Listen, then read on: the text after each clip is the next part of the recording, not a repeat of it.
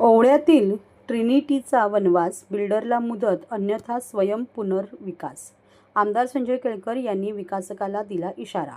ओवळा परिसरात ट्रिनिटी गृहसंकुलाचे काम 12 वर्ष पूर्ण होऊनही विकासकाला पूर्णत्वास नेता आलेले नाही. त्यामुळे सुमारे 150 कुटुंबे 90% पैसे भरूनही हक्काच्या घरापासून वंचित आहेत. आमदार संजय केळकर यांनी याबाबत पुढाकार घेतला असून आर्थिक गुन्हे शाखेत तक्रार करण्यात आली आहे. आमदार संजय केळकर यांनी रविवारी अर्धवट बांधकाम असलेल्या ट्रिनिटी गृहसंकुलाच्या ठिकाणी भेट देऊन पाहणी केली आणि फसवणूक झालेल्या नागरिकांशी संवाद साधला. यावेळी ठाणे जिल्हा हाऊसिंग फेडरेशनचे अध्यक्ष सीताराम राणे हे देखील उपस्थित होते.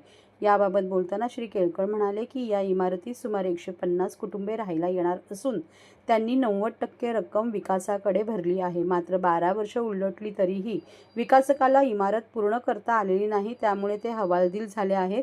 या प्रकरणी आम्ही या कुटुंबाच्या पाठीशी असून विकासकाविरुद्ध आर्थिक गुन्हे शाखेत तक्रार दाखल केली आहे. विकासकाला बांधकाम पूर्ण करण्यासाठी मुदत दिली आहे. त्या वेळेत बांधकाम पूर्ण झाले नाही तर पोलिसांच्या मदतीने विकासकाला तुरुंगात खडी फोडायला लावू आणि स्वयं पुनर्विकासाचा मार्ग अवलंबू, असे श्री केळकर म्हणाले. आमदार श्री केळकर यांच्याकडे आमची व्यथा मांडल्यानंतर त्यांनी तातडीने पाठपुरावा केला. लवकरच आम्हाला आमची घरे मिळतील असा विश्वास येथील रहिवाशांच्या प्रतिनिधीने व्यक्त केला. ही जी ट्रिनिटी हाईट्स बिल्डिंग आहे, या बिल्डिंगमध्ये जवळजवळ 150-200च्या वर लोक राहायला येणार होते. जवळजवळ 12 वर्ष यांनी वनवास भोगलेले लोक आहेत. त्यांची आज प्रतिनिधी या ठिकाणी या बिल्डिंगच्या इथे जमलेली आहे. बिल्डरने फसवणूक केलेली आहे. जेव्हा त्याचा ताबा द्यायला पाहिजे तर ताबा दिला नाही आणि त्याच्यामुळे यांनी एकजुटीने या ठिकाणी हा लढा सुरू ठेवलेला आहे आणि या लढ्यामध्ये मी त्यांच्या बाजूने आहे, त्यांच्या पाठीशी आहे. आता या बिल्डिंगच्या बाबतीमध्ये पुढची लढाई जी आहे त्या संबंधामध्ये आजच सगळे इथे बसले होते, कारण की 90% पैसे भरलेले.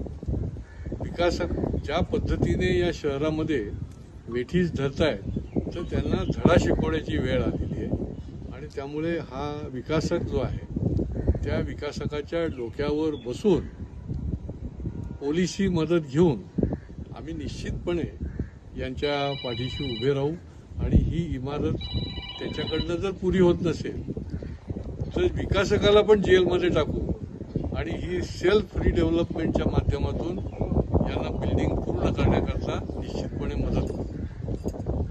आम्ही 12 वर्षापासून या सोसायटीची बुकिंग आम्ही 2014मध्ये केली होती आणि तेव्हापासून आम्ही आतापर्यंत फक्त वाट बघतोय की आम्हाला घर कधी भेटणार. आणि 1 वर्षापूर्वी आम्ही जेव्हा साहेबांकडे गेलो आणि साहेबांचं मार्गदर्शन आम्हाला मिळाला, त्याच्यानंतर थोडंफार वाढ याच्यामध्ये झाली. आता पॉझिटिव्हिटी आली आहे. आता साहेब आमचा बरोबर आहे. आम्हाला असं वाटतं की आमचा प्रोजेक्ट पूर्ण होणार.